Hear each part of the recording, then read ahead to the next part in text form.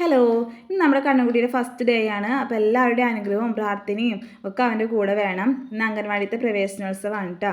അപ്പോൾ രാവിലെ തന്നെ അവനെ എഴുന്നേൽപ്പിക്കുകയാണ്. ദേ പുതിയ കുടയും ബാഗും കാര്യങ്ങളൊക്കെ ആയിട്ടാണ് അവൻ പോണത്. ഇതൊക്കെ മാമൻ്റെ കൂടെ അവന് വാങ്ങിക്കൊടുത്താണ്.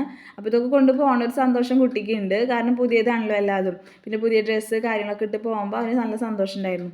അപ്പോൾ അതേ കുളിപ്പിച്ച് ഞാൻ റെഡി ആയിക്കൊണ്ടിരിക്കുകയാണ് കേട്ടോ. അപ്പോൾ നല്ല കുട്ടിയായിട്ട് ഇരുന്നോളൂ എന്നൊക്കെ പറയുമ്പോൾ എന്നോട് പറയുന്നത് അമ്മ പോവരുത്, അമ്മ ഇല്ലെങ്കിൽ എനിക്ക് പേടിയാവും, ഞാൻ ഒറ്റയ്ക്ക് ഇരിക്കില്ല എന്നൊക്കെയാണ് കേട്ടോ പറയുന്നത്. പിന്നെ അവിടെ ടീച്ചർമാരുണ്ടാവും, കുട്ടികളുണ്ടാവും, പുതിയ കുട്ടികളുണ്ടാവും, ടോയ്സൊക്കെ ഉണ്ടാവും, നല്ല കുട്ടിയായിട്ട് ഇരുന്നോളൂ എന്നൊക്കെ പറഞ്ഞപ്പോൾ ഓക്കെ പറഞ്ഞിട്ടുണ്ട്. പിന്നെ ഇതാണ് ലാസ്റ്റത്തെ അവൻ്റെ ലുക്ക്. എനിക്കിത് കണ്ടപ്പോൾ ഒരുപാട് സന്തോഷം സങ്കടമൊക്കെ തോന്നി. നമ്മുടെ കുഞ്ഞു മക്കൾ അംഗൻവാടിയിലൊക്കെ ആയി പോയി തുടങ്ങി, പഠിക്കാനൊക്കെ തുടങ്ങി അങ്ങനെ.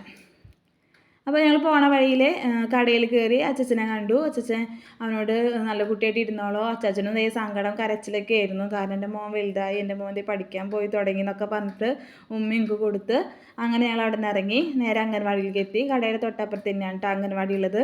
അവിടെ എത്തിയപ്പോൾ അവിടെ കുറേ കുട്ടികളൊക്കെ വന്നിട്ടുണ്ട്. പിന്നെ ബലൂണ്, പിന്നെ അവിടുത്തെ കളിപ്പാട്ടങ്ങളൊക്കെ കണ്ടപ്പോൾ അവനെ ഇഷ്ടപ്പെട്ടു.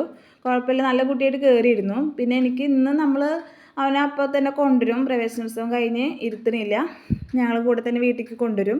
അത് കാരണം എനിക്ക് വലിയ കുഴപ്പമുണ്ടായിരുന്നില്ല. പിന്നെ ചേട്ടൻ ഞങ്ങൾ അവിടെ ആക്കിയിട്ട് ചേട്ടൻ പോയി. ഇതൊക്കെയുണ്ട് അവിടുത്തെ കുട്ടികൾ. അപ്പോൾ അച്ഛൻ പോകുമ്പോഴും ചേട്ടൻ പോകുമ്പോഴും അവൻ പറയുന്നുണ്ട് അച്ഛൻ പോവണ്ട അവിടെ ഇരിക്കുന്നൊക്കെ പറഞ്ഞു.